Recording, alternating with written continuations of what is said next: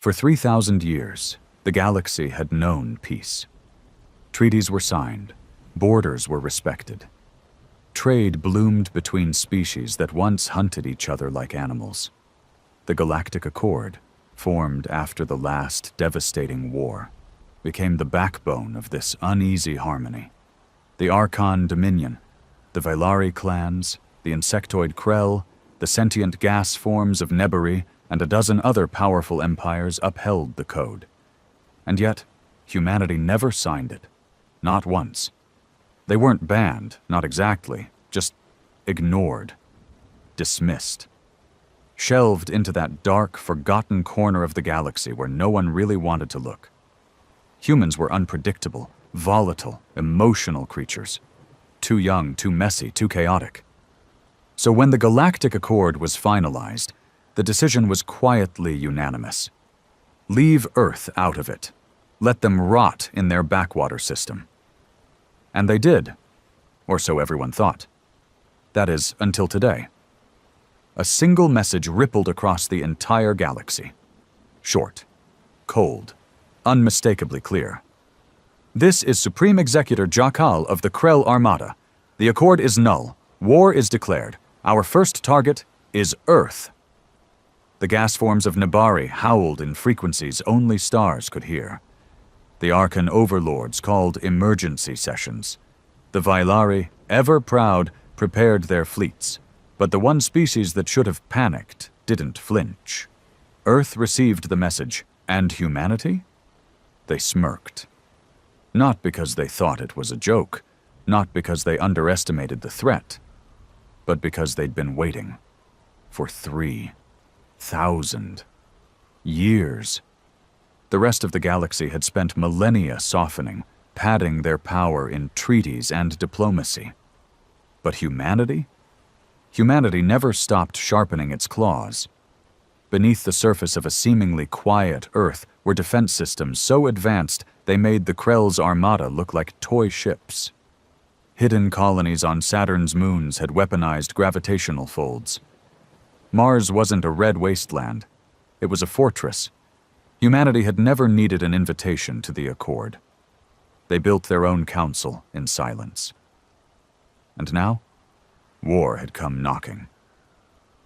In the darkest war room buried under the Himalayan mountains, Commander Rhea Solis leaned back in her chair, sipping bitter black coffee as she watched the Krell fleet move closer on the holographic grid. "About damn time," she muttered, a crooked grin tugging at her lips. Beside her, General Isaac Thorne, gray-bearded, scarred, and dangerous, cracked his knuckles. They finally picked the wrong backwater species. Outside Earth's atmosphere, the first wave of Krell cruisers jumped out of warp. Each was the size of a small moon, armed with dark matter torpedoes and singularity cannons, the kind of firepower meant to wipe out planets. But the ships didn't last even 10 seconds. Dozens of tiny flashes lit the void, silent, precise. One by one, the Krell ships shattered like glass under sniper fire. High above Earth, buried in the shadows of asteroid fields, humanity's defense satellites came alive, silent killers built with alien tech reverse-engineered over centuries. The rest of the galaxy watched in disbelief. This wasn't war. This was a massacre. On Vailari Prime, a young diplomat whispered what everyone was starting to realize. "We ignored them for too long, and now they've become monsters in the dark." But the Krell weren't finished. This was just their first move. Their real army hadn't even arrived yet. Deep in the black holes of Krell territory, a planet-sized superweapon began to stir. They still thought they could win. They still thought humans were just animals. But the one thing every Krell commander forgot was that you don't corner a species that thrives on chaos. Because when peace breaks, the galaxy screams, but humanity smirks. The Krell High Command didn't take the first defeat lightly. When news of the obliterated fleet reached their war chambers, located in a subterranean ocean of liquid obsidian on their homeworld, there was silence. Not outrage, not confusion. Just a stunned, suffocating silence. Then came the screaming. Supreme Executor Jakal, his crystalline limbs twitching with rage, slammed a clawed appendage into the table, cracking the reinforced stone. How did they develop such firepower? He hissed, his voice echoing through the chamber like nails dragged across metal. They were primitive, uninvited, unworthy. But deep down, he knew. He knew they should have wiped out Earth 1,000 years ago, when the humans first reached past their solar system. But the Accord made it clear. No unprovoked attacks on developing species. So they waited. And now, the Krell had hesitated too long. Across the stars, panic spread like wildfire. Galactic news networks replayed the footage, humanity's defense satellites firing with surgical precision, dismantling one of the most feared fleets in the galaxy in less than a minute. Treaty planets went into lockdown. The Arkan Dominion, usually calm and calculating, summoned their war elders. Even the Nabari, their cloud bodies drifting in zero-G sanctuaries, hummed in frequencies that meant one thing: fear. Yet Earth remained calm. No public broadcasts, no emergency alarms, just the humming silence of a species that had waited generations for this moment. In the orbit above Saturn, inside a disguised mining station known only as Black Core, Rhea Solis stood at a massive window, staring at the stars with narrowed eyes. "They're going to send more," she said. General Thorne leaned on the edge of the command table, his jaw clenched. "Let them." The man beside him, Dr. Elian Voss, a theoretical physicist turned weapons architect, chuckled without humor. "They have no idea what's under their feet. We've got weapons that bend time around a target. We've got AIs so advanced they rewrite their own code mid-battle. Hell, our kids play war games more realistic than what the Krell just threw at us." Solis didn't smile. She didn't move. Her eyes flicked toward the outer rim of the solar system. "Activate Protocol Seraphim." A tech officer stiffened. "Ma'am, that's a full planetary mobilization. Even the dormant labs—" "I said activate it," she snapped. It had begun. Across Mars, sleeping bunkers opened for the first time in centuries. Generational soldiers, bred, trained, and cryo-frozen in rotation, woke up to klaxons and war briefings. Some smiled. Some cracked their necks. All were ready. On Europa, cloaked human dreadnoughts began to shift beneath the ice, rising with monstrous power. One vessel, the Silence of Terra, began warming its fusion core, a weapon capable of vaporizing an entire moon. In the shadows of the Oort cloud, humanity's Black Ops fleet began to drift toward Krell space, invisible, silent, murderous. Meanwhile, on Earth, the civilian population continued life as normal. No riots, no fear, no panic, because this had always been the plan. Ever since humanity was excluded from the Accord, their leaders knew. They weren't being left out. They were being isolated, watched, feared. So Earth turned inward, became a fortress, not just technologically, but culturally, mentally, genetically. They didn't care about being loved. They wanted to be ready. The Krell, furious and humiliated, were preparing their true weapon now.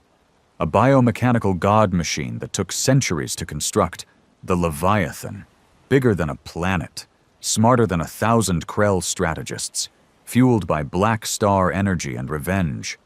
But humans? They'd already built something worse, and it had a name.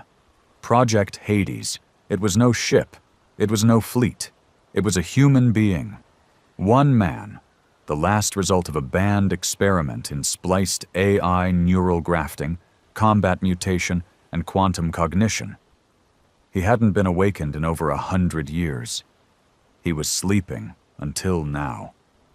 As Earth's deepest vaults hissed open, alarms sang across hidden facilities. Inside a chamber of black stone and red light, a voice rang out. "Subject 0, consciousness online." His eyes opened. They glowed like dying stars. He didn't speak when he woke, didn't move, didn't blink, just sat there, chained, suspended in the air, wrapped in more containment protocols than an active black hole. Project Hades. Real name, unknown. Origin, erased. History, classified under layers so deep not even Earth's top brass could access it without a blood key. The thing that made him terrifying wasn't the strength or speed or the ability to phase through matter. It was the way he thought. Not like a man, not like a machine, like something in between. The AI grafts in his brain processed probabilities faster than quantum computers. His human instincts, rage, creativity, vengeance, gave him the one thing no alien superweapon could mimic: unpredictability. Commander Solis stood before his chamber, her voice low. "You know what's coming?" His head tilted slowly toward her. The chains groaned. "Leviathan," he said, voice like gravel tearing through steel. She nodded. "We need you awake. Earth is mobilizing. The galaxy's watching. The Krell think they can end us." The chains hissed. Magnetic locks clicked. A blue-red glow wrapped around him, then faded into sparks. He dropped to the floor barefoot, silent. "Then let's remind them," he said, eyes narrowing, "why they were afraid of us in the first place." Far across the stars, in the dark bowels of Krell Prime, the Leviathan stirred. It wasn't just a weapon, it was alive. Grown from the fused DNA of a collapsed sun's core and ancient Krell warriors, the Leviathan's body spanned cities. Limbs like towers. Its eyes were the size of dreadnoughts. Within its chest, a hive of Krell consciousness, generals, assassins, priests, all merged into one hateful, godlike intelligence. Jakal knelt before it in reverence. "My master," he whispered, "Earth has defied us. They slaughtered our scouts, mocked us." The Leviathan's voice didn't speak. It vibrated through the planet itself. "Then let them be erased." Across the Krell fleets, energy signatures surged. Millions of warships warped toward Sol System, tearing through space like locusts hungry for annihilation. At their center, the Leviathan loomed like a dark star. But Earth wasn't waiting. In deep orbit, the silence of Terra jumped first. It didn't fire missiles. It folded space. A pulse wave rippled out, and in its wake, 3 Krell cruisers collapsed inward like tin cans under a god's heel. They didn't even have time to scream. Behind it, Black Core's fleet spread out in diamond formation, moving like a hive of blades. Human AIs controlled the vessels, not remotely, but instinctively, connected directly to enhanced pilots. One thought, one kill, and then came the Red Phantoms, humanity's elite. Soldiers in dark armor so advanced it messed with light itself.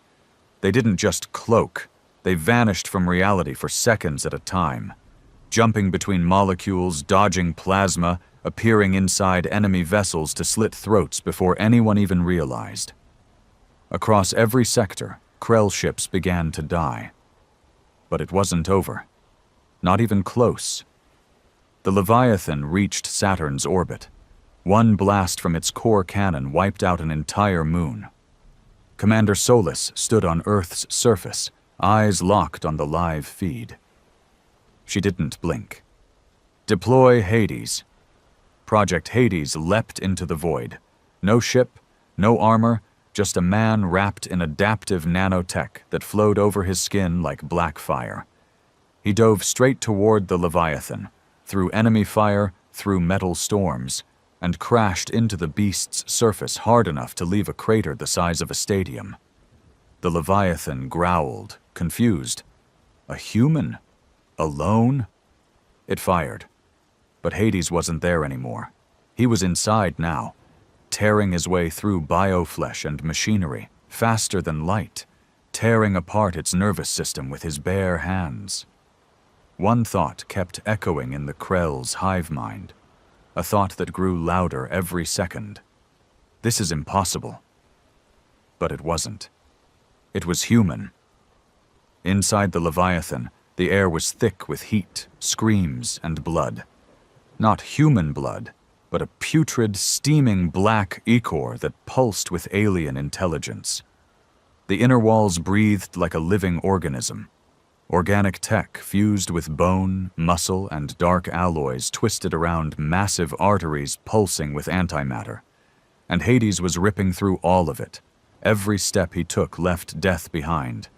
His nanotech suit adapted instantly, shifting into claws, spears, tendrils, slicing through tissue, melting circuitry, disintegrating shielding. Every Krell drone that tried to intercept him burst apart mid-charge. Their hive mind couldn't predict him. The moment they adapted to his speed, he changed direction. When they adapted to his strength, he became faster. When they tried to flee, he was already in front of them. The Leviathan shuddered violently. Out in the void, Krell commanders were screaming through their comms, watching in horror as their god machine began bleeding. On Earth, Solus stood before the hologram, watching the Leviathan's energy signatures spike, then blink erratically. Thorn crossed his arms. How the hell is he doing that alone? He's not alone, Solus replied coldly. He is Earth. Every brutal mistake, every war, every betrayal, every experiment we were shamed for, he's the sum of it all. Then what happens if he loses control? She looked at him. We don't let him. Inside the Leviathan's core chamber, Project Hades stood face to face with the Nexus, an enormous sphere that pulsed like a dying sun. This was the heart of the beast, the Krell's consciousness hive. Billions of voices cried out in rage, confusion, fear. He stared at it, and it stared back. Thousands of tendrils lashed out, trying to pierce his body, overwhelm his mind, invade his thoughts. But they didn't find fear. They found a storm. And then something inside him snapped. Hades dropped to his knees, clutching his skull as the AI inside his neural system began to fracture. Memories he'd buried began to rise. Not just war, but childhood. Pain, experiments, screams behind glass. He saw himself as a boy in a cold, white room, wires in his spine, needles in his brain. Scientists arguing whether his emotions were a liability or a weapon, and then her, the voice, the one that calmed the storm, the girl in the next cell over. Her laugh, her touch, the promise they'd made to each other if they ever escaped. "You survive for me," she'd said, "and I'll survive for you." But she didn't. She died in a fire when the lab was purged. Another failure buried under classified cleanup. The Krell tried to weaponize his grief, tried to turn it into a weakness.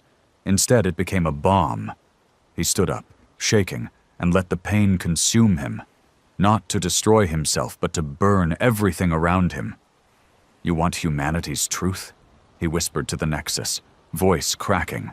"It's this." His body lit up with light.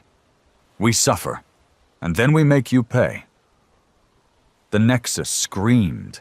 A burst of energy tore through the Leviathan from the inside out. Entire chambers collapsed. Synapses burst. Krell minds howled and went silent. The god machine trembled, and for the first time in its immortal life, it fell. Out in space, the human fleet pulled back as the Leviathan began to twist and crack. Chunks of its living armor splintered away. The Krell formations wavered. Solus stared as the feeds came in. "Is he still inside?" "No signal," the tech officer whispered. And then, just as the Leviathan began to implode into a singularity of broken will and failing mass, one dot flew out. No ship, just a man wrapped in red-hot nanofire. His body burned, but his eyes were calm. Silence. That's all there was after the Leviathan fell. Not triumph, not celebration. Just a long, stunned silence across the galaxy. Entire civilizations paused their broadcasts mid-sentence. Diplomatic channels went dark. In the heart of the Galactic Accord, where once hundreds of species debated and argued for peace, only a single sentence played on loop. The Leviathan has fallen. The impossible had happened. A human, not a fleet, not an empire, but a single human, had torn through the Krell's most sacred weapon like it was a child's toy. And what was worse, he walked away. Project Hades, skin burned raw beneath the repairing nanotech, drifted gently in orbit above the collapsing remains of the Leviathan. A retrieval pod from Black Core finally caught him in its magnetic cradle. Medtechs rushed to his side but didn't dare touch him until he spoke. "I'm done," he muttered. "Put me back to sleep." But Commander Solus had other plans. "You're not going anywhere. Not yet." Back on Krell Prime, chaos reigned. Their god was dead, their fleet scattered, leaderless, demoralized. Jaquel, once the supreme executor, now barely holding his own against civil collapse, roared in desperation. "Retreat is treason! We will rebuild!" But no one listened, because now something far more terrifying than defeat was spreading among them. Doubt. What if humans weren't just lucky? What if humans weren't just angry? What if humanity had always been something the galaxy wasn't ready for? On Earth, things moved quickly. The victory wasn't publicized. No grand speeches, no monuments. Because Earth's leaders understood something vital. Fear was more effective when it was quiet. Let the galaxy wonder how they did it. Let them imagine what else Earth had in the shadows. Because the truth? They didn't even use half their arsenal. Mars defense protocols hadn't activated their supergravitic warheads. Europa's AI-run mines still had sleeper weapons buried 100 miles deep. The rings of Saturn hadn't unleashed their kinetic sun lances. And Project Hades? He was just one of 5. Inside a classified compound beneath Antarctica, Commander Solus stood in a long, dark corridor lined with cryogenic pods. She paused at the 4th one, her breath fogging the glass. Inside floated a woman, eyes closed, silver veins laced across her skin. Her code name, Nemesis. General Thorne appeared behind her. "You really want to wake another one?" Solus didn't answer right away. Then, "The Krell are just the beginning." He frowned. "You think the Accord will come after us?" She nodded. Not think. No, they weren't cheering Earth's victory. They were terrified of it. Terrified that one species, so young, so volatile, could bring down a galactic titan with one soldier. So now, the galaxy would unite, not to help humanity, but to contain it. In a hidden chamber light years away, the Council of 9, the heads of the Accord, gathered in panic. "They've broken every law of evolution," one shouted. "No species should advance this fast." "They didn't advance," said another, voice low. "They adapted. They learned in silence. While we debated peace, they prepared for war." "Then we must act," said the oldest of them all, "not with diplomacy, but with extermination." And with those words, the Accord signed its death warrant. Because Earth had already seen this coming, and they weren't afraid.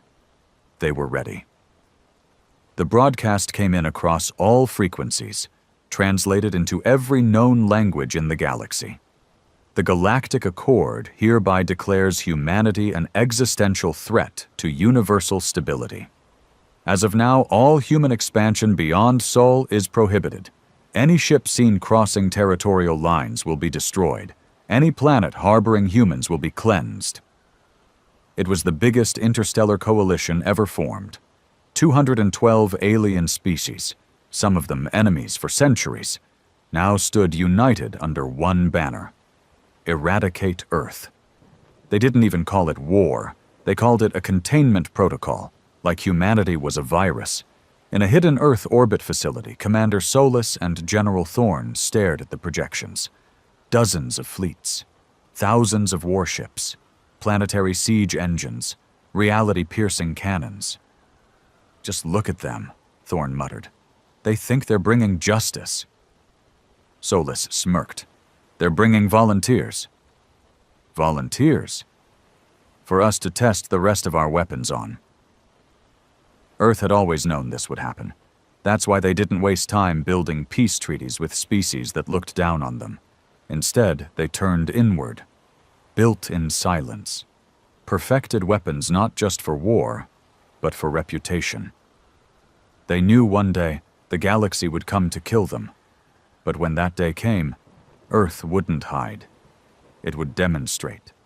It began at the Kuiper Line. The Accord sent a test fleet, 50 dreadnoughts, enough firepower to glass a solar system. They never even made it past Neptune, because Neptune wasn't just a planet anymore. It was a trap. Black satellites hidden in its icy rings activated. Gravity inversion beams lanced out, folding space like paper. The dreadnoughts blinked out of existence in under 5 seconds. Not even wreckage remained. Just silence. The Accord tried to jam the footage, suppress it, but humans hacked the feed, broadcasted it live, and added a message. Try again. The next wave was smarter, faster, equipped with stealth tech, and manned by elite psychic tacticians. Earth let them land this time. They touched down on Pluto, confident it would fall. But Pluto wasn't Pluto. It was a decoy. The real Pluto had been hollowed out a decade ago and replaced with a full-scale battlefield simulator. The Accord troops never even fought humans.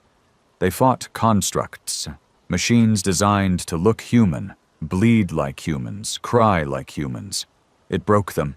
Hundreds of elite alien soldiers surrendered mid-fight, throwing down weapons in confusion, sobbing at the horror of what they faced. Because Earth didn't fight fair.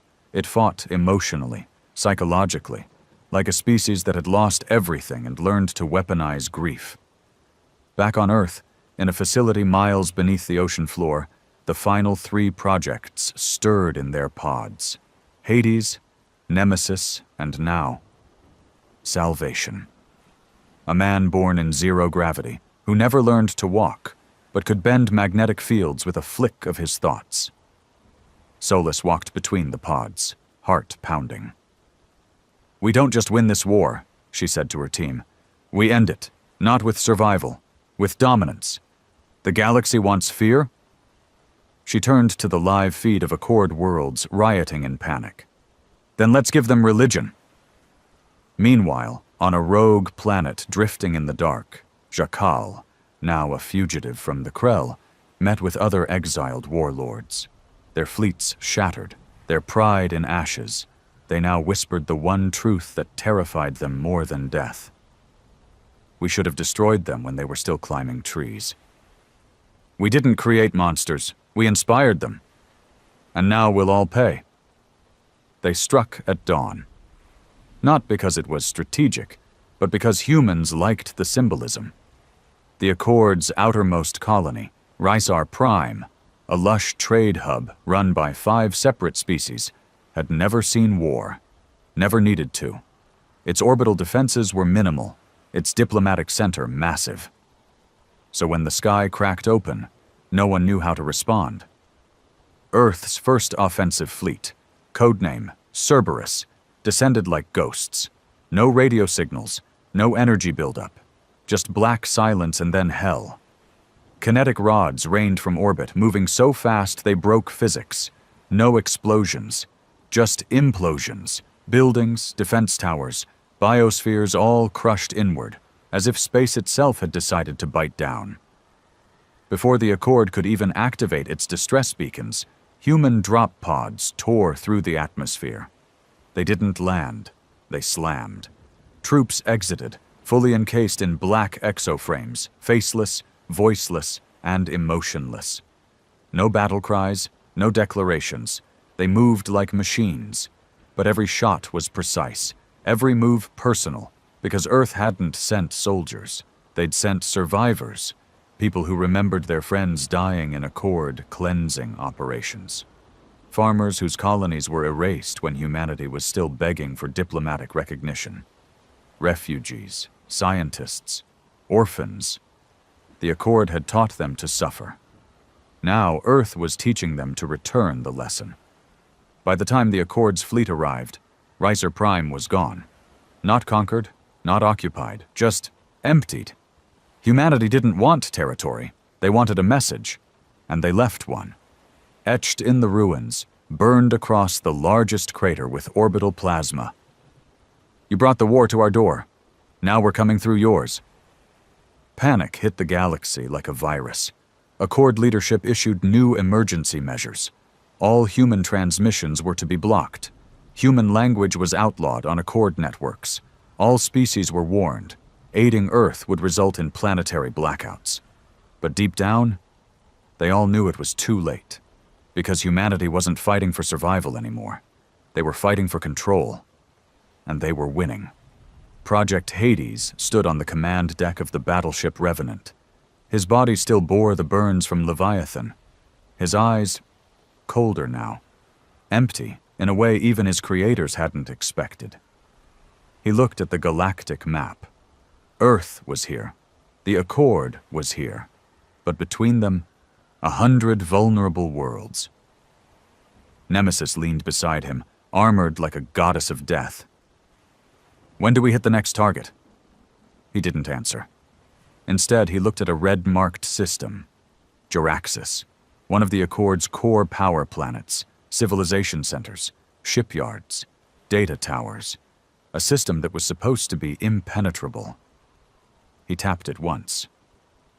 Now, on Earth, Commander Solus met with the rest of her war council. General Thorne, President Lang, the AI Trinity. They were all here now. The mood wasn't pride. It was preparation. They're going to try something reckless, Lang said. A last stand, a planet killer, maybe even star ignition tech. They'll lose control before it matters, Solus replied calmly. They're fractured, scared. And us? She looked at the monitor showing Earth, scarred, beautiful, defiant. We've never been more united. Elsewhere, on Jaraxxus, the Accord's High Marshal stood on a glass balcony, watching refugees flood into megastructures. He turned to his aide, voice trembling. They're just one planet, one species. How are they winning? The aide didn't answer right away. Then, because we never respected them. We warned them instead of listening to them. Now they're not asking permission anymore. They're not going to stop, are they? The aide looked towards the stars. No, sir. They're just getting started. The galaxy came to end humanity. But in the end, it wasn't war that changed everything. It was fear. And what one species could become when the whole universe pushed it too far. The Accord made one last move. A desperate strike. A sun killer. A weapon designed to collapse a star from the inside out, taking every planet in the system with it. Its target? Sol. Earth. The weapon was disguised as a peace envoy, a final negotiation with humanity. But humans weren't stupid anymore. They intercepted it halfway to the Kuiper Belt, and they didn't just stop it. They turned it around. The reprogrammed sun killer emerged above Jaraxxus like a black god. It didn't announce itself. It didn't threaten. It didn't posture. It just hung there, absorbing solar mass and swelling with every second. Accord leaders scrambled. They begged, broadcasted surrender, promised reparations. They even offered Earth a seat at the galactic table, a chance to join the elite. But Earth didn't want a seat. They were flipping the table. Commander Solus appeared on every channel, her voice calm but final. You tried to erase us. Now you'll remember us forever. And then, she activated it. Jaraxxus's star went nova in under 10 seconds. The light reached planets that hadn't even evolved eyes yet. The shockwave shattered 5 Accord fleets in nearby systems. And the survivors? They didn't retreat. They bowed. Because finally, they understood. Humanity wasn't a mistake. It was a message. Don't poke the species that builds weapons from desperation. That engineers rage into strategy. That learns pain like it's a second language. Project Hades watched the fire from orbit, silent. Beside him, Nemesis wiped ash from her visor. "Do you think it's over?" she asked. He shook his head. "Nothing's ever over. But we've won." "No," he said, voice distant. "We've survived. There's a difference." Decades passed. Then centuries. The Accord became a myth. The galaxy reshaped itself around a new rule. Do not provoke Earth. Humans didn't expand much after that. They didn't have to, because their name alone became a weapon. On far-off colonies, alien children whispered it like a boogeyman story. Don't disobey the curfew, or the humans will come. Diplomats spoke it with reverence, pirates with fear, and in the darkest corners of the universe, on outlaw stations with blood-soaked walls, criminals made deals under one silent condition. Just don't get Earth involved. Back on Earth, now more peaceful than it had been in centuries, Commander Solus, older, scarred, tired, stood in the last war room. She looked at the stars and whispered, more to herself than anyone, "We never wanted to be gods. We just got tired of being prey." And in the cryogenic vault deep beneath Saturn's rings, the last 2 projects remained frozen, still sleeping, just in case. Because Earth knew. The galaxy forgets quickly. But humanity? Never again. The stars shimmered like diamonds scattered across the void, serene and undisturbed. The Zalvoth Dominion, an empire spanning over 100 systems, had grown complacent. Their fleets were unmatched, their technology superior, their conquests effortless. And yet, as they prepared to crush another rebellious world, they made one fatal mistake. They assumed humanity wouldn't come. Kessari Prime was nothing more than a mining colony, a backwater world with a small, struggling population. The Zalvoth fleet surrounded it like a pack of predators circling a wounded animal. The planetary defenses were primitive, barely worth acknowledging. The governor of the Zalvoth forces, Lord General Viren, watched from the bridge of his dreadnought, a cruel smirk stretching across his reptilian features. "This will be over before their sun sets," he muttered, his clawed fingers tapping the armrest of his command throne. "Prepare the bombardment." A Zalvoth officer turned from his console, his scaled face showing no emotion. "Sir, long-range sensors have detected an anomaly at the system's edge." Viren waved a dismissive hand. "Likely a malfunction. Our dominance is absolute. Continue the assault." But before the first plasma round could be fired, the anomaly resolved itself into something terrifying. A rupture in space, a distortion unlike anything the Zalvoth had ever encountered. And then, from the void, they arrived.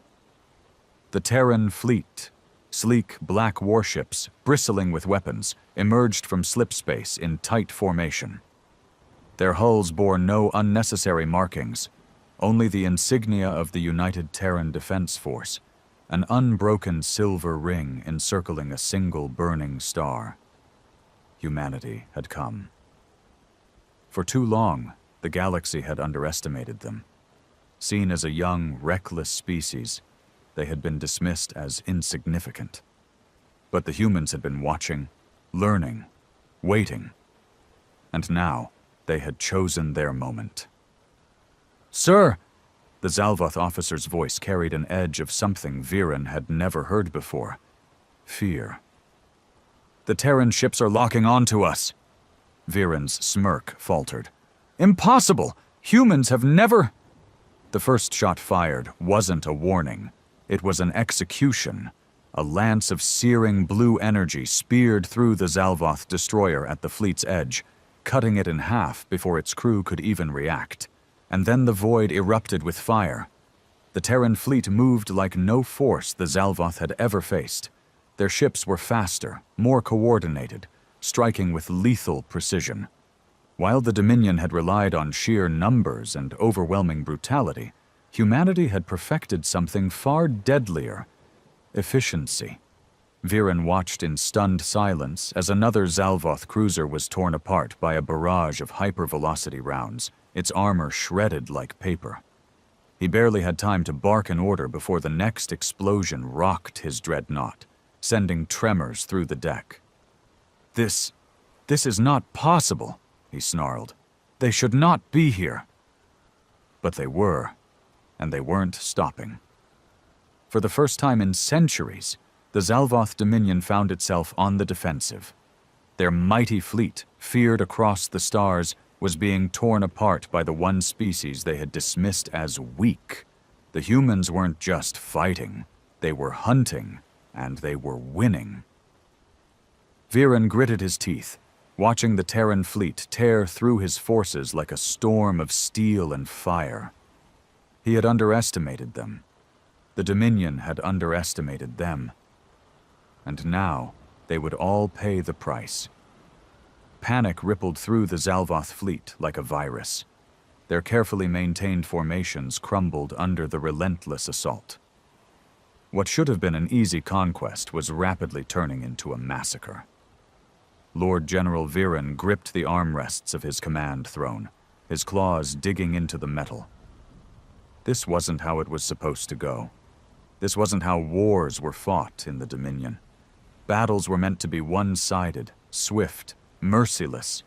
The enemy was supposed to kneel, not strike back with terrifying precision. "Pull back to the second defense line," he barked. His officers scrambled to obey, sending hasty commands through the chaotic channels. The remaining Zalvoth warships broke away from the wreckage of their comrades, forming a desperate defensive perimeter. Plasma turrets swiveled, missile bays unlocked, shields roared to life. But the humans didn't pause. They didn't hesitate. A squadron of Terran frigates punched through the gaps in the Zalvoth formation like knives through flesh. Their weapons didn't just disable, they annihilated. The humans fought like they had something to prove. Viren narrowed his eyes. No, not something to prove. Something to avenge. "Sir," a comms officer's voice trembled. "We've lost contact with 2 more warships, and our jamming fields aren't working. They're bypassing all electronic interference." Viren's scaled brow furrowed. Impossible. The Dominion had dominated every species it encountered. No one had technology beyond their own. But humanity wasn't just another species, and that terrified him. A new transmission crackled through the Dreadnought's command deck, forcing itself through the Dominion's encrypted channels like an uninvited guest.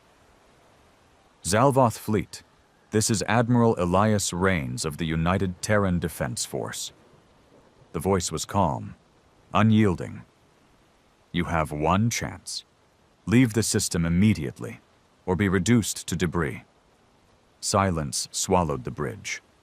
No one spoke. Even Viren felt his throat tighten. A demand from a human.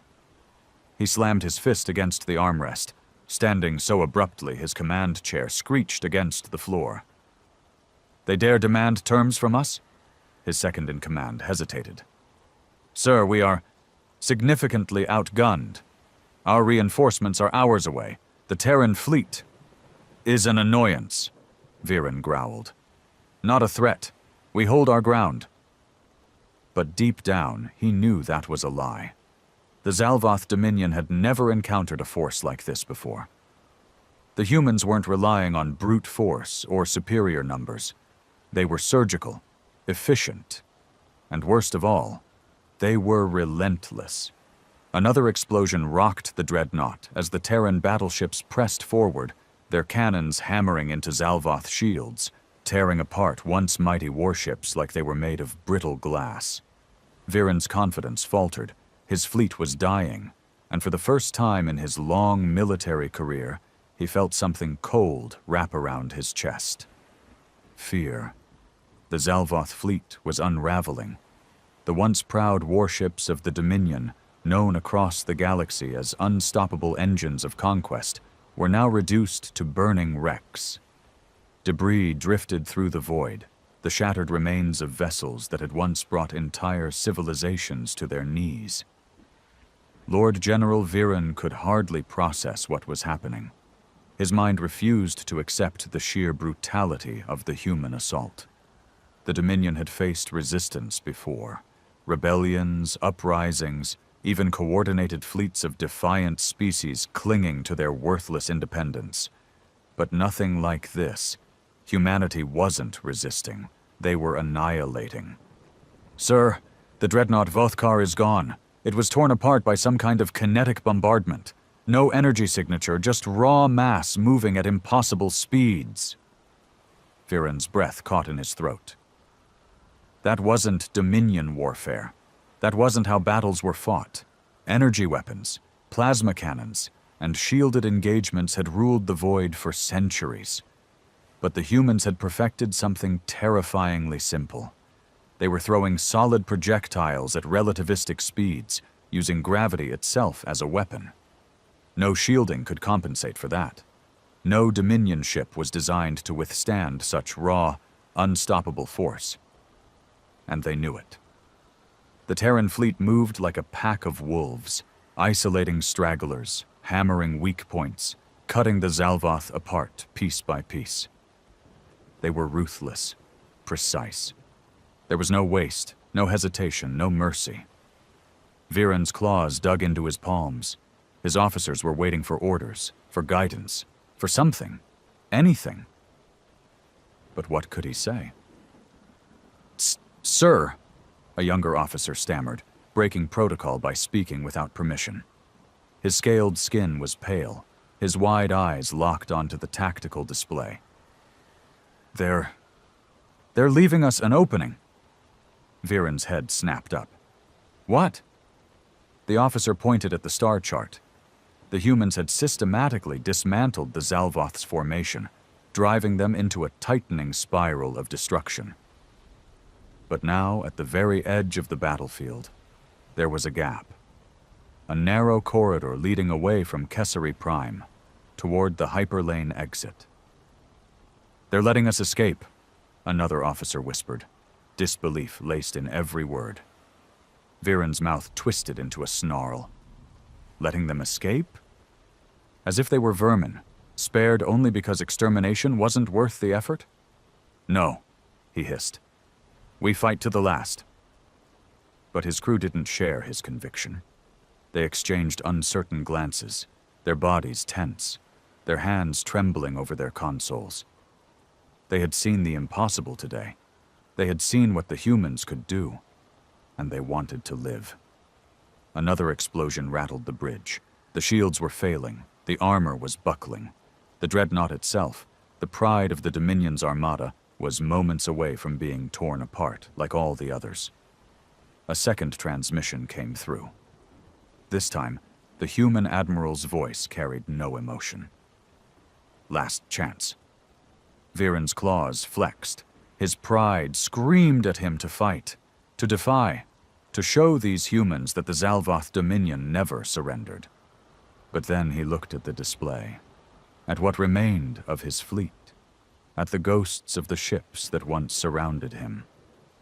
And for the first time in his life, Lord General Viren issued the order he had sworn he never would.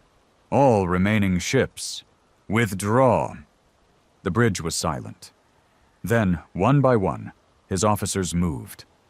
The surviving Zalvoth warships turned, retreating through the gap humanity had left for them, their weapons silent, their pride shattered. Viren's hands trembled. He felt hollow. The Dominion had never lost a battle like this. And yet, today, they had not only lost, they had been humiliated. As the remnants of the once mighty Zalvoth fleet limped away from Kessari Prime, silence filled the bridge of Viren's dreadnought. It wasn't the silence of discipline or of solemn duty. It was the silence of shame. They had been broken, not in the way lesser species crumbled before the Dominion's might, but in a way that cut far deeper. The humans had not merely defeated them, they had allowed them to flee, like predators sparing wounded prey too insignificant to waste energy on. Viren's claws dug into the armrests of his command throne. His officers dared not speak. They could feel the weight of failure pressing down on them all. The Dominion did not retreat.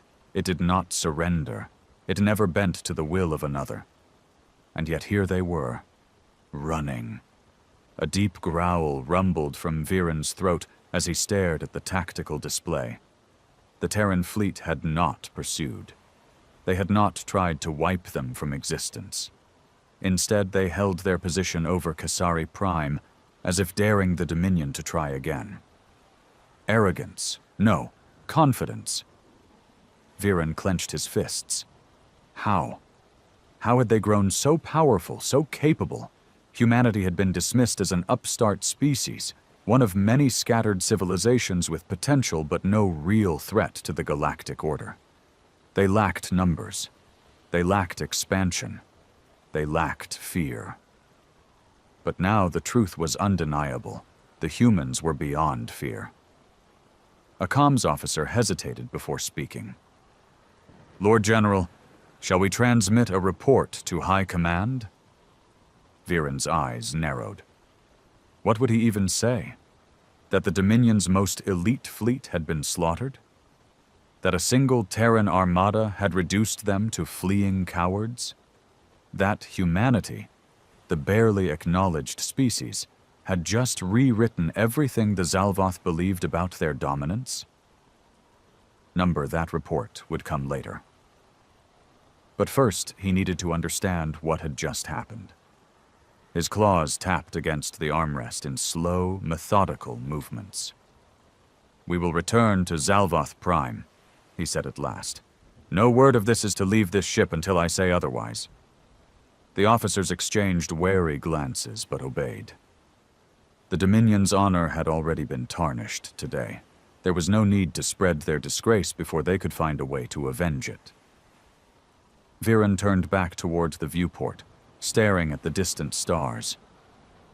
Humanity had won this day, but he would ensure that, one way or another, this war was far from over. As the Zalvoth fleet retreated into the cold abyss of space, Lord General Viren sat motionless in his command throne, his mind a storm of disbelief and rage. The battle, the humiliation, played over and over in his mind like a haunting vision. It had been no ordinary defeat. No, this was something far worse. The Dominion had always operated under the assumption that they were the pinnacle of military power, that no species, no matter how ambitious or rebellious, could challenge their dominion over the stars. But today, humanity had shattered that illusion, and they had done so with terrifying precision. The humans had not just fought. They had studied the Zalvoth. They had adapted, exploited weaknesses, and used weapons the Dominion had no counter for. This was not the reckless bravery of an inferior species flailing against an empire. This was cold, calculated annihilation. Viren's fists clenched. "Sir," a hesitant voice interrupted his thoughts. Viren turned his gaze towards the officer standing near the communications terminal. The younger Zalvoth's scales were pale, his posture uncertain. Even his voice betrayed something unthinkable for a Dominion officer. Hesitation. "What?" Viren snapped. The officer flinched but held his ground. "High Command is requesting an immediate battle report." Viren exhaled sharply through his nostrils. Of course, they were.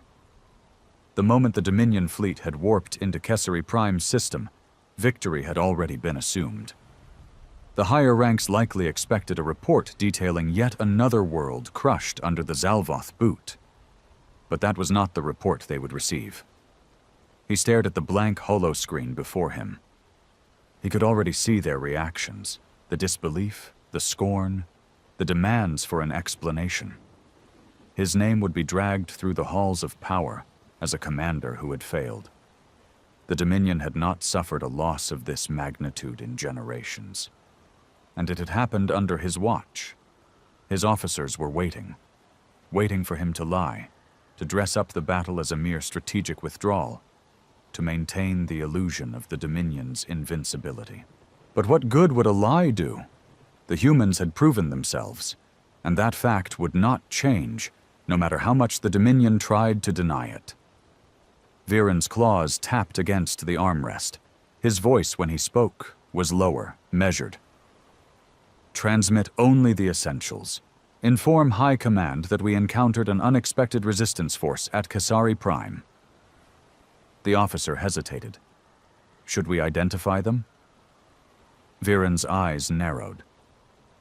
The answer should have been obvious, but something in his gut told him that naming humanity directly, admitting that the great Zalvoth Dominion had been bested not by some vast, ancient power, but by humans, would send ripples of uncertainty through the Empire. No, he said finally. Not yet. The officer nodded and relayed the message. The bridge remained eerily silent. No one dared to speak. They all understood what had happened today, and despite their best efforts, none of them could escape the truth. Viren turned back toward the viewport. Kasari Prime was now a distant speck of light, but he could still see the Terran fleet in his mind's eye, watching, waiting, daring the Dominion to return. They had underestimated humanity. That would not happen again. The Dominion did not accept rivals. If humanity wished to challenge their rule, then they would be crushed, no matter how long it took. Viren's claws dug into the armrest one last time. This is not over. The silence on the bridge of Viren's dreadnought was suffocating. No one spoke, no one moved. The weight of their retreat hung over them like a noose, tightening with every second they drifted further from Kasari Prime. Viren's mind churned with rage and calculation. The humans had not just fought back, they had dictated the battle. The Zalvoth had been reduced to prey, scrambling away from a predator that was faster, smarter, and far more lethal than anyone had imagined. And what was worse, the humans had let them escape. His claws scraped against the armrest of his command throne. This humiliation would not stand. He turned to his second-in-command, a veteran officer named Rilvok. The older Zalvoth's expression was as tight as his own, his posture rigid with barely contained anger. Good. At least he wasn't the only one burning with the desire for vengeance. Rilvok, Viren said at last, his voice controlled but laced with menace. I want everything we have on humanity. Rilvok's reptilian eyes flickered with understanding. You mean their fleets, technology, military history? Viren's nostrils flared. Everything. I want to know where they came from, how they built those ships, how they fight.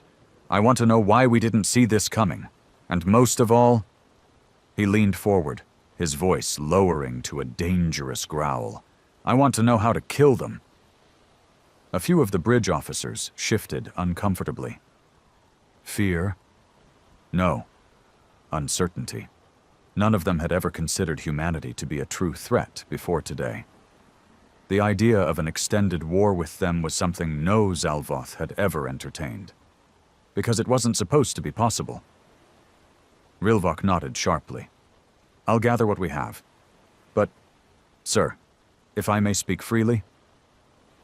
Viren narrowed his eyes. Go on. Rilvok hesitated for only a moment before stepping closer. We have always treated lesser species the same way. Overwhelming force, no mercy, no diplomacy. It has worked for centuries, but the humans, they study their enemies. They don't just fight, they adapt. His voice darkened. We saw that today. Viren's jaw tightened. He didn't need the reminder. Rilvok lowered his voice even further. What if we can't beat them the way we have beaten everyone else? The bridge fell silent. The words hung in the air like a curse. Viren's eyes glowed with cold fury. Then we change the way we fight. He stood, towering over the command deck. The Dominion will not be humiliated again. If brute force is not enough, then we will evolve. We will match their cunning with our own. We will learn their weaknesses. We will break them before they ever have a chance to break us. He turned back to the viewport, staring into the infinite black of space, where somewhere, out there, the human fleet still lingered. They thought they had won. They thought the Dominion would fear them now. But all they had done was light the fire of vengeance.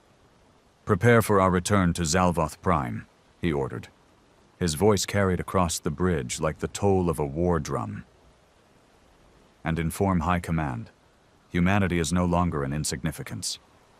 His eyes narrowed. They are a threat. And threats had only one fate. They were eradicated. The journey back to Zalvoth Prime was long, but it was far from silent. The surviving officers of Viren's fleet worked in tense, focused efficiency, knowing full well what awaited them upon their return. The Dominion did not tolerate failure, and today had been the greatest failure in generations. Viren sat in his private chamber aboard the dreadnought, staring at the holographic projection before him. The image displayed the tactical readouts of the battle over Kessari Prime, replaying every devastating moment in brutal clarity. Each ship lost, each maneuver countered, each moment where humanity had dominated them. His claws curled into a fist. The humans had been underestimated for too long. That mistake would not be repeated. A chime at his door interrupted his thoughts. "Enter," he said, his voice low and cold. Rilvok stepped inside, holding a data tablet. His expression was grim, his posture tense. He placed the tablet on the table between them and activated it. A series of reports, intercepted transmissions, and intelligence briefings flickered to life. "This is everything we have on humanity," Rilvok said. Viren leaned forward, scanning the information. They had been a fractured species for most of their history, locked in wars against themselves, clawing their way through technological advancement, through conflict and desperation. Yet, against all odds, they had unified under a single banner when they reached the stars. Not because of peace, but because the void beyond had forced them to. "Wars against their own kind," Viren murmured, reading further. "Endless bloodshed. And yet they survived." "They did more than survive," Rilvok corrected. "They thrived. Their military advancements accelerated at an alarming rate, faster than any other species in known history. Every war they fought made them stronger. Every loss turned into a lesson. And most concerning of all," he paused, as if uncertain whether to continue. Viren's eyes darkened. "Speak." Rilvok exhaled. "They don't just fight wars to win, Lord General. They fight wars to end their enemies. Permanently." Viren stiffened. He had suspected as much. The humans had not come to Kessari Prime with the intention of a simple battle. They had come with the intent to send a message, a warning. And it had been received. "Their fleets are smaller than ours," Rilvok continued. "Their empire is not as vast, but their weapons, their tactics, superior in ways we did not anticipate. They do not fight for conquest. They fight to survive, and that makes them dangerous." Viren's jaw tightened. The Zalvoth Dominion had ruled through strength and fear. Every species they encountered had fallen in line, crushed beneath their might. Until now. Until humans. Viren tapped his claws against the table, his mind racing. If the Dominion's usual tactics would not work, they would need a new strategy, a different approach. He had seen firsthand how the humans fought, how they thought. And if they thought the Dominion would simply lick its wounds and hide, they were gravely mistaken. He looked up at Rilvok. Prepare a full-scale analysis of their fleet, their weapon systems, their battle formations. If they have weaknesses, we will find them. If they do not, we will create them. Rilvok nodded. And if High Command refuses to act?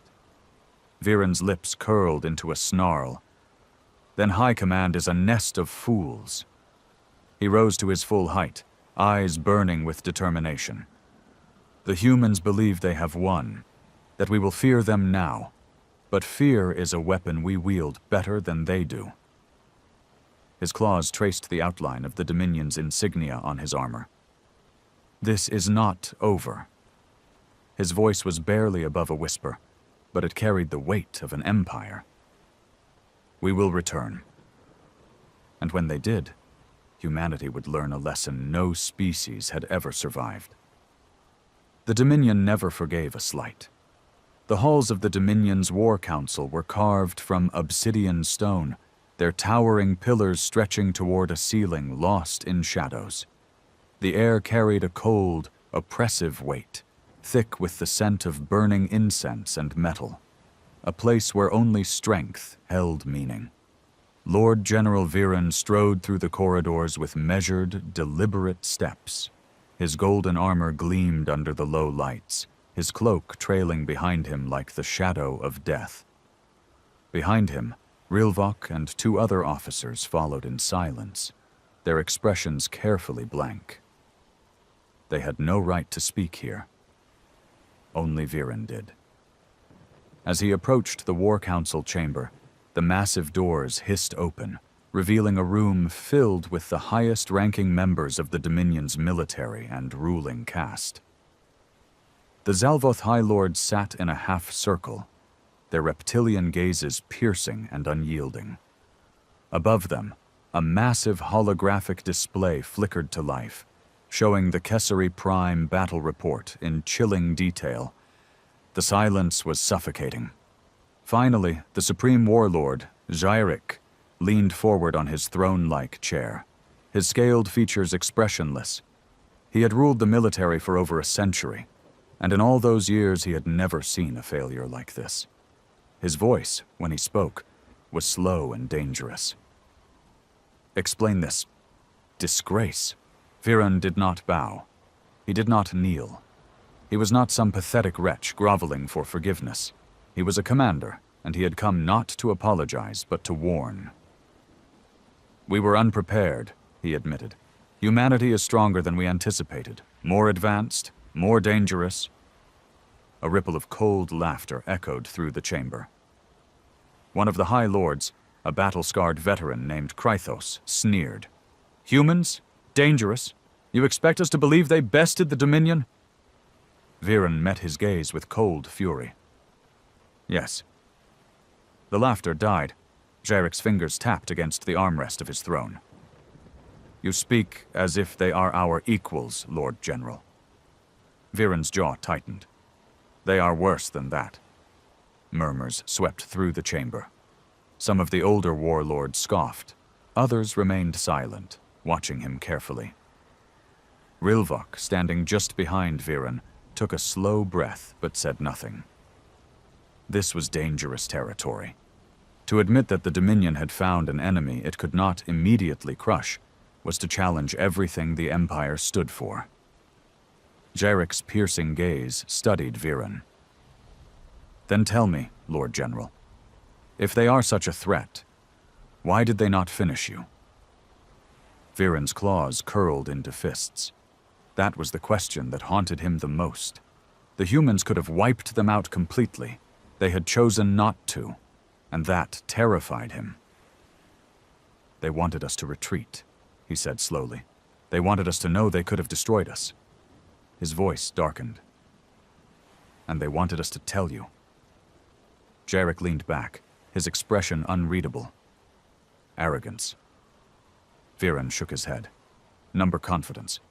The murmurs grew louder. Some of the warlords looked uneasy now. Zyrik's golden eyes narrowed. And what do you suggest we do about this confidence? Viren stepped forward, his voice like a blade slicing through the tension in the room. We strike back. We show them that the Dominion does not retreat. We do not cower. We do not fear. His voice grew into a snarl. We burn their worlds. We erase them from the stars. Krythos scoffed again. And how do you propose we do that, when you could not even hold a single battle against them? Viren turned his head sharply. Because I learned from that battle. He looked at Jarek. The humans are different from any species we have ever faced. If we use the same tactics we always have, we will lose. That got their attention. Jarek studied him, his fingers tightening against the armrest. And what do you suggest? Viren exhaled slowly. We fight as they do. Adapt. Learn. Change. His eyes gleamed with something dark. We have always relied on our overwhelming numbers and superior firepower to win our wars. That will not work against humanity. Jarek was silent for a long moment. Then he spoke. And if you are wrong? Viren's lip curled. Then I will not return from the next battle. A tense silence. Then, slowly, Jarek smiled. A sharp, cruel thing. Then let us see if humanity is truly worthy of being our enemy. The war had just begun. The War Council chamber remained heavy with tension as the Supreme Warlord Jarek leaned forward, his piercing golden eyes locked onto Viren's. The other High Lords, once skeptical, now sat in uneasy silence. The idea that humanity had become a genuine threat to the Dominion was not something they had ever considered. But Viren had forced them to. Jarek tapped his claws against the armrest of his throne-like chair. The rhythmic sound echoed through the chamber, each tap punctuating the slow unraveling of everything they had once believed. The Dominion was meant to be supreme, unchallenged, absolute. And yet here stood one of their most decorated warlords, telling them otherwise. You claim we must adapt, Jarek said finally, that our standard tactics will not suffice. If that is true, then tell me, Lord General, how do you propose we change? Viren's mind had been racing toward that very question for hours. He knew the Dominion could not afford to respond to humanity's advance with brute force alone. If they simply threw fleets at the humans like they did with weaker species, they would be torn apart again. They needed something different, something worse. We must stop fighting like conquerors, Viren said, his voice sharp, and start fighting like predators. A few of the High Lords stirred at that, some with intrigue, others with skepticism. Explain, Jarek commanded. Viren stepped forward, standing tall in the center of the chamber. The humans do not fight for expansion, nor for conquest. They fight to survive. That is why they are dangerous. It is why they were able to overwhelm us at Kessari Prime. Their entire species has been forged in war. From the moment they learned to fight with primitive weapons to the battles they wage in the void today, every war has made them stronger.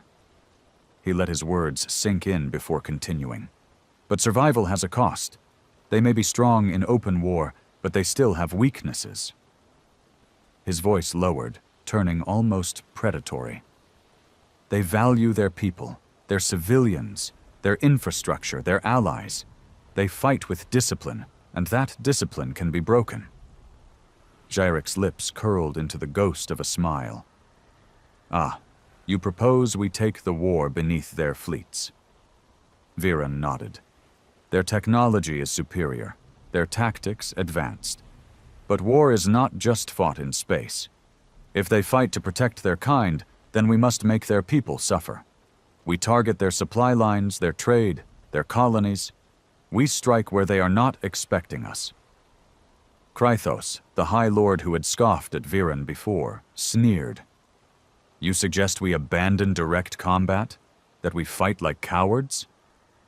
Viren's gaze snapped to him, cold and dangerous. There is no cowardice in victory. There is only strength, and there is death. He tilted his head slightly. Do you still believe them weak, High Lord? Kratos growled but did not answer. Jarek chuckled darkly. I see. You do not seek to defeat them in battle. His golden eyes gleamed. You seek to shatter them. Viren nodded once. A war of attrition will not work, but a war of terror, that will break them. The Supreme Warlord leaned back, considering. And what forces would you require? Viren's claws tapped against the table. He had already planned for this. I will assemble a new strike force, not a fleet designed for open war, but one built for precision devastation. We will send fast, undetectable ships into their space, attack their civilian outposts, destroy their industrial worlds, sow discord among their people. His voice dropped lower. Make them fear the dark. A silence followed. Then, Jarek exhaled through his nostrils, a slow and calculating breath. It has been a long time, he said, since we fought an enemy worthy of such effort. The room remained still. The weight of the decision was clear. If the Dominion followed through with this, it would mean war not just in space, but in every shadow of the galaxy. A campaign of slaughter unlike any before. Jarek's lips curled into a grin. Very well, he said at last. You will have your forces, Lord General. His voice grew darker. Go teach these humans what it means to challenge the Dominion. Viren's expression did not change. But deep within his cold, reptilian heart, satisfaction burned. This war would not be like the last. This time humanity would suffer. The war had changed. Lord General Viren stood aboard the command deck of the Veracis, a sleek new warship built for one purpose: devastation. Unlike the massive dreadnoughts of the Dominion's standard fleet, the Veracis was a predator in the dark, equipped with the latest in stealth technology, sensor disruption fields, and specialized weaponry designed for fast, precise strikes. Behind him, the bridge crew moved in practiced silence. They were not ordinary Dominion soldiers. Every officer, every pilot, every technician aboard the Veracis had been hand-selected for this campaign. These were not warriors meant for conquest. These were hunters, and the hunt was about to begin. Viren's cold, reptilian eyes fixed on the holographic display before him. A map of human-controlled space spread across the screen, red markers pinpointing strategic locations. Unlike the battle at Kessari Prime, this was not a war fought over territory or military might. It was a war of precision, of terror. His second-in-command, Rilvok, stepped forward. Our scouts have confirmed the target's location, a supply station near the colony world of Epsilon Eridani, lightly defended, civilian workers, minimal fleet presence. He paused. A soft target. Viren's claws tapped the console in thought. And the fleet? Rilvok's expression hardened. A small defense force, a few destroyers, a single cruiser. They are not expecting an attack. Of course they weren't. The humans were still preparing for an open war, still waiting for the Dominion to send another massive fleet against them. They expected battle lines, strategic engagements, honorable combat. They did not expect the Dominion to strike from the dark. Viren's lips curled. Good, he said. We begin the operation immediately. Rilvok nodded, stepping away to relay the orders. Within moments, the Veracis and its accompanying fleet, a collection of sleek, fast attack ships, moved into position. They emerged from the void like wraiths, silent and unseen, slipping past human patrols with surgical precision. The target station, Eridani Logistics Hub, loomed ahead. A floating city of metal and glass, home to thousands of workers. Supplies and fuel depots lined its exterior, fueling the human war machine. They would not see the sunrise. Viren turned to his weapons officer. Disable communications first, then cut off all escape routes. A single nod. The Veracis's targeting systems locked onto the station's transmission relays. Seconds later, a pulse of electromagnetic energy surged through the void, frying every sensor, every comms array within the sector. On the station below, alarms blared, but it was already too late. Launch the attack. The Veracis fired first. A concentrated volley of kinetic rounds slammed into the station's core infrastructure, rupturing metal, tearing through supply bays, sending flames and debris spiraling into the void. Then came the rest of the fleet. Fighter squadrons weaved through the chaos, striking at fleeing shuttles, blasting apart emergency escape pods before they could get away. Bombing runs tore through civilian quarters, reducing entire sectors of the station to wreckage in seconds. Viren watched it all in cold silence. There was no satisfaction in slaughter, only necessity. The humans needed to learn. Their people were not safe. Their homes were not sacred. Their war was no longer one of battlefields and honor. It was now a war of survival. A human distress signal flickered through the wreckage, weak but defiant. This is Eridani Logistics Hub. We are under attack. Repeat, we are under attack. The transmission cut off as another explosion ripped through the station's center. Rilvok turned to Viren. The operation is complete. The station is lost. No survivors. Viren nodded. Withdraw before their reinforcements arrive. The Dominion ships vanished into the void, leaving nothing but burning debris in their wake. Hours later, across human space, the news spread. The Zalvoth Dominion had struck not at their fleets, but at their people. The rules of war had changed, and humanity had just been given its first lesson. The galaxy trembled as the news spread. The attack on Eridani Logistics Hub had not been a battle. It had been a massacre. Thousands of civilians, wiped from existence in minutes. No warning, no chance to fight back. Humanity had always known war, but never like this. Never with such cold, calculated brutality. Admiral Elias Rains stood in the war room of the United Terran Defense Force, his face grim as the footage played on the holoscreen before him. The wreckage of Eridani Logistics Hub floated in the void, burning oxygen fires flickering in the darkness. No survivors. He clenched his fists. He had seen war, fought in battles, lost friends. But this was different. This was something far worse. This was terror. The Zalvoth Dominion had changed the rules. They no longer sought a war of fleets and soldiers. They sought to break humanity, to make them cower in fear, to force them into submission through sheer horror. But they had made a mistake, a terrible, final mistake. They had underestimated what happened when you made humans afraid. He turned to his officers, his voice like steel. Send the order. No more waiting. No more restraint. His eyes burned with cold fire. If the Dominion wants total war, then we will bring it to them. The humans had been patient. They had fought defensively.